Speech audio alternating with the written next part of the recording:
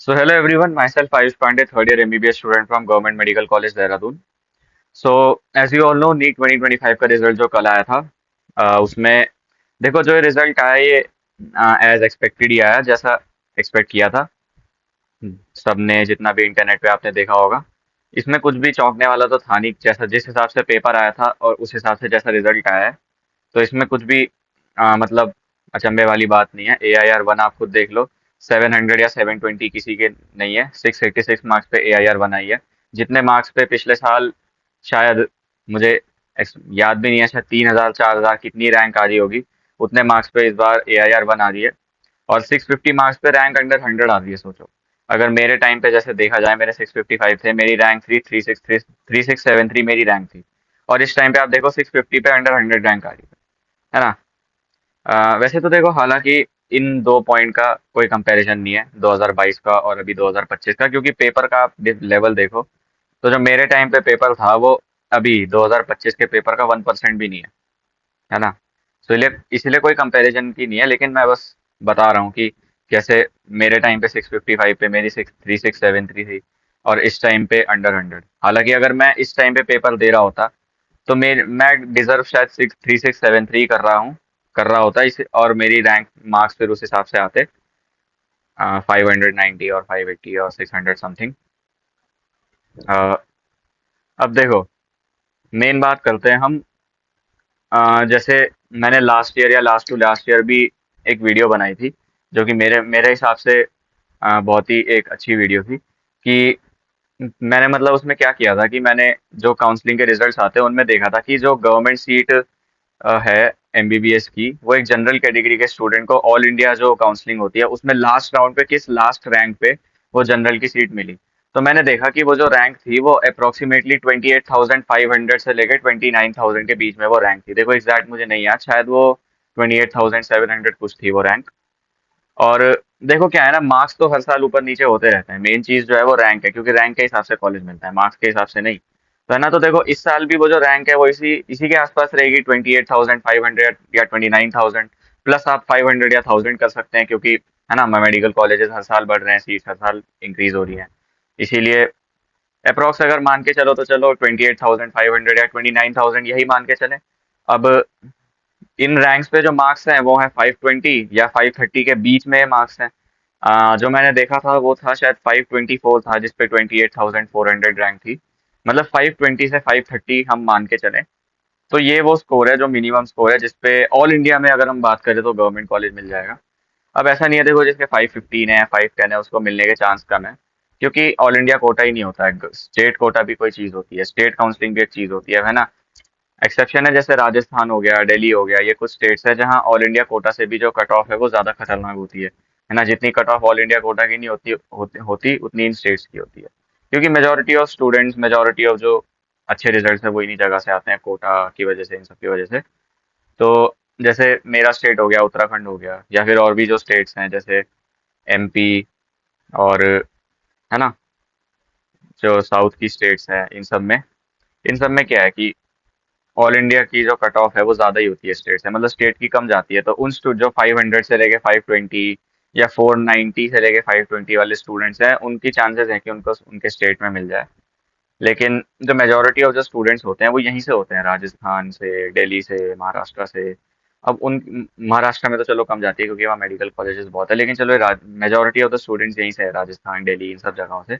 अब देखो उनका क्या है कि जैसे सपोज उनके 500 आ रहे हैं, 510 आ रहे हैं, और लॉजिकली देखा जाए तो आपको भी पता है थोड़े कम है चांस मिलने के कॉलेज। तो उनके पास देखो दो ही ऑप्शन होते हैं, या तो वो मतलब एक साल का दोबारा ड्रॉप ले, या फिर वो इस फील्ड को छोड़ के कहीं और शिफ्ट करें। अब देखो जो दूसरा ऑप्शन है फील्ड को छोड़ के कहीं और शिफ्ट करने वाला, देखो इसमें तो मेरा कुछ ज़्यादा मैं बोल नहीं पाऊंगा, क्योंकि मैंने तो नहीं करा ये, तो मैं ना ही बोलूँ तो ठीक है। ये आपका डिसीजन है, फैमिली का डिसीजन है ना। दूसरी बात जो है ड्रॉप वाला, उनके लिए देखो कुछ इंपॉर्टेंट चीज़ें हैं जो ड्रॉप लेने की सोच रहे हैं। उसके लिए देखो क्या होता है ना, हर साल का अगर हम नीट का पैटर्न देखें, देखो मान लो जैसे सपोज जो कोचिंग का करिकुलम होता है उस हिसाब से बच्चे फॉलो करते हैं। जो उन चीज़ों में पढ़ाया जाता है, जो NCERT में लिखा होता है, वही पढ़ते हैं और वही पेपर में आता था। अब इस साल क्या हुआ, कुछ थोड़ा बाहर से आया, कुछ थोड़ा हायर लेवल का आया, तो क्या करती हैं कोचिंग्स, जैसे क्या करती हैं, सपोज अगर हम एक एग्जांपल लें, सपोज जैसे 2022 का और 2023 का एग्जांपल है ना। सपोज 2022 में बायो में जेनेटिक्स से नीट वालों ने एनसीईआरटी से पूछा, और 2023 में भी सपोज तीन चार क्वेश्चन आते थे, तो तीन एनसीईआरटी से आ गए और एक क्वेश्चन कोई उस टॉपिक से आ गया जो एनसीईआरटी में दिया ही नहीं है, वो कोई बाहर का टॉपिक है जेनेटिक्स का ही, लेकिन वो एनसीईआरटी में नहीं है और उससे आ गया। तो कोचिंग वाले क्या करते थे, जो ये एक टॉपिक है इसको भी अपने करिकुलम में, अपने मॉड्यूल में, अपने टेस्ट में, अपने क्वेश्चन बैंक में, हर जगह इंक्लूड कर लेते थे अपने नोट्स में, ताकि जब बच्चे पढ़ें तो उनका ये भी कवर हो जाए और अगले साल जब वो पेपर देने जाए तो उनके लिए कुछ भी छूटे ना, हमारी तरफ से हम अच्छे से सब कुछ करवा दें। और इस साल आप देखो क्या हुआ है, 2024 से लेके 2025 में इस साल आप देखो क्या हुआ है। ऑलमोस्ट ऑलमोस्ट आप देखो पूरा पेपर का रंग रंग ही बदल गया है ना। पेपर का लेवल ही बदल गया। तो अब कोचिंग वाले क्या करेंगे, अपना पूरा मॉड्यूल ही रिवाइज करेंगे, अपना पूरा जो पढ़ाने का करिकुलम है, जो पैटर्न है, वो पूरा ही जो होता है ना, वे होता है पढ़ाने का कि कैसे क्वेश्चन हमें कराने हैं, किस लेवल तक बच्चों को पढ़ाना है, किस लेवल फिजिक्स में जैसे किस लेवल के क्वेश्चन कराने हैं, वो पूरा ही मुझे लगता है चेंज होगा, जो कि ऑब्वियस सी बात है होगा। और जिन कुछ लोगों को मैं जानता हूँ, या फिर जो इंटरनेट पे भी मैं देख रहा हूँ, कोचिंग ने भी, चाहे ऑनलाइन कोचिंग हो चाहे ऑफलाइन कोचिंग हो, जो अब वो बच्चों को पढ़ाने लगे हैं। और जो पहले के नीट के लिए पढ़ाते थे, देखो ऑब्वियसली जो पहले पढ़ाते थे वो तो हो गई, लेकिन नई चीजें बहुत ऐड होंगी, जो लेवल है बहुत चेंज होगा। जिसको पहले से इजी पढ़ने की आदत है ना, फिजिक्स में जैसे आदत है कि मुझे फॉर्मूला याद है, मुझे बस क्वेश्चन से, क्वेश्चन भी पूरा नहीं पढ़ना, बस क्वेश्चन में मुझे वो दो तीन वैल्यूज निकालनी है और उन्हें फॉर्मूले में डाल के मेरा आंसर आ जाएगा। वो वाला तरीका मुझे लगता है वैसे भी वो वाला तरीका तो वैसे भी नहीं देखो चलना चाहिए, लेकिन है ना, नीट का पेपर जिस लेवल का आता था वो तरीका चलता था। अब मुझे लगता है वैसा कुछ नहीं होने वाला। अब जो ड्रॉप लेके अब पढ़ेंगे ना, उनके लिए मुझे लगता है तैयारी करना इजी नहीं होगा। आपको बहुत ही अच्छे से पढ़ना पड़ेगा और बहुत ही अच्छे लेवल से पढ़ना पड़ेगा, तब जाके आप अगले साल के लिए रेडी होगे। अब देखो अगले साल का तो कुछ पता नहीं है, हो सकता है पेपर फिर सिंपल आ जाए, ये भी हो सकता है इससे भी टफ आ जाए, ना आए तो ज़्यादा ठीक है, बट होने को देखो कुछ भी हो सकता है। क्योंकि इजी पेपर आप खुद सोचो, लॉजिकल बात है, जो अथॉरिटीज़ हैं वो इजी पेपर दे के खुद ही क्यों पछताएं, है ना। पिछले साल उन्होंने इजी पेपर दिया, उससे पहले उन्होंने इजी पेपर दिया, खुद ही पछता रहे हैं वो ये सब दे के, खुद ही इतने कोर्ट केसेस ये सब हो रहे हैं, तो वो क्यों ही करें। और इस साल जो पेपर आया, काम उन्हीं के लिए आसान हुआ ना, तो इसीलिए अगले साल भी हो सकता है इससे टफ ना आए, लेकिन टफ तो होगा। ये वाला क्या था, मॉडरेट टू टफ की जो लाइन होती है ना, टफ की तरफ था। हो सकता है अगले साल बीच में रहे, या हो सकता है टफ से भी आगे चले जाए, या हो सकता है मॉडरेट रहे, या हो सकता है सिंपल रहे, ये टोटली उनके ऊपर है। लेकिन हम अगर सोचें, साइकोलॉजिकली भी सोचें या उनके हिसाब से भी सोचे, तो वो एक पैटर्न से ही चलते हैं। 2020 से उन्होंने सिंपल पेपर देना शुरू किया, 2024 तक सिंपल पेपर देते रहे। फिर जब थोड़े, है ना, कांड होने लगे, तब इन्होंने 25 में टफ दे दिया। उसके बाद क्या पता है टफ ही अपना पैटर्न कंटिन्यू रखे कुछ टाइम तक। तो देखो कुछ कहा नहीं जा सकता, लेकिन एक चीज जो कही जा सकती है वो ये है कि कोचिंग क्लासेस में तो अब आपको ऐसा ही पढ़ना पड़ेगा जैसा 25 का पेपर आया था।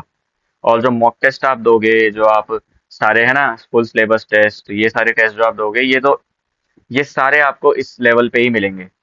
हो सकता है इससे ज़्यादा लेवल के भी आपको टेस्ट देने पड़े, जो कि आपके लिए टायरिंग होगा, आपके लिए, है ना, थकाने वाली चीज़ होगी, आप ही को ज़्यादा पढ़ना पड़ेगा। लेकिन मेन चीज़ है कि पढ़ना पड़ेगा, छोड़ नहीं सकते, वरना अगले साल टफ आ गया तो फिर से एक साल वेस्ट हो जाएगा। है ना, ये एक प्री रिक्विजिट है, या आप एक वार्निंग भी समझ सकते हैं इसे, बट एक क्या कहे, बहुत ही ऐसी चीज़ है जो नेग्लेक्ट नहीं कर सकते, क्योंकि अगर नेग्लेक्ट करा तो अगले साल ही आपका पेपर फिर, है ना, क्यों खुद को एक भ्रम में रखना कि भाई पेपर सिंपल ही आएगा, इस साल अलग था। ये भ्रम ज़्यादा देर नहीं चलेगा। अगले साल फिर हो सकता है कुछ अनएक्सपेक्टेड हो, इसीलिए जो ड्रॉप ले रहे हैं उनको ये बात अपने दिमाग में रखनी ही है कि अगले साल का पेपर भी हो सकता है ऐसा ही आए, इससे थोड़ा ही सिंपल आए, ज़्यादा फेरबदल तो देखो नहीं होगा। तो इसीलिए अपनी तैयारी भी आपको उसी लेवल पे रखनी पड़ेगी, और इसलिए आपको थोड़ा ज़्यादा अच्छे से मेहनत करनी पड़ेगी, है ना। सो और देखो जिनका ये है, जिनको जिनके मार्क्स अच्छे आ रहे हैं, जिनकी रैंक ठीक है, जिनका जिनको पता है कि इनका सिलेक्शन होने वाला है, उनको कॉलेज मिलने वाला है, सीट मिलने वाली है, उनके लिए सिंपल है। उनको क्या करना है, उनको बस कुछ ही चीज़ें करनी है। पहला चीज़ तो ये करना है कि रिलैक्स करना है। दूसरा ये करना है कि थोड़ा दिन में आधा एक घंटा निकाल के बस अपना थोड़ा काउंसलिंग के बारे में रिसर्च करो कि काउंसलिंग कैसे होती है ना। मैंने भी वीडियोस बनाए हैं, चाहे वो देख सकते हो, या फिर और भी बहुत सारी चीज़ें हैं वो देख सकते हो।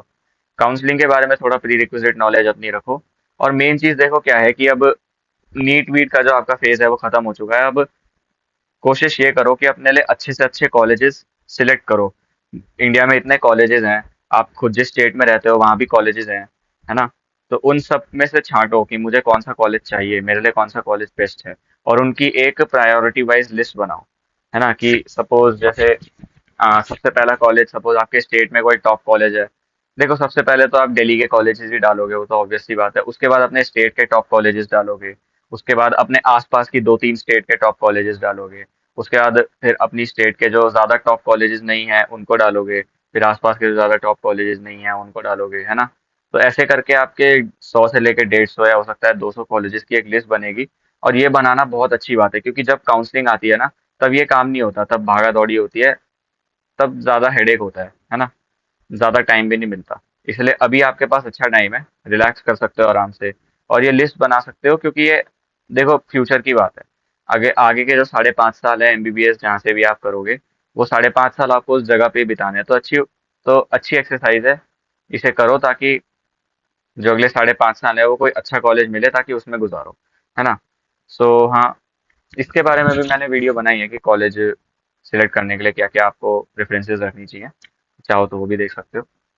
सो हाँ, यही थी एक वीडियो रिजल्ट के बारे में, और थोड़ा, है ना, ड्रॉप लेंगे उनके लिए या काउंसलिंग के लिए। Thank you everyone.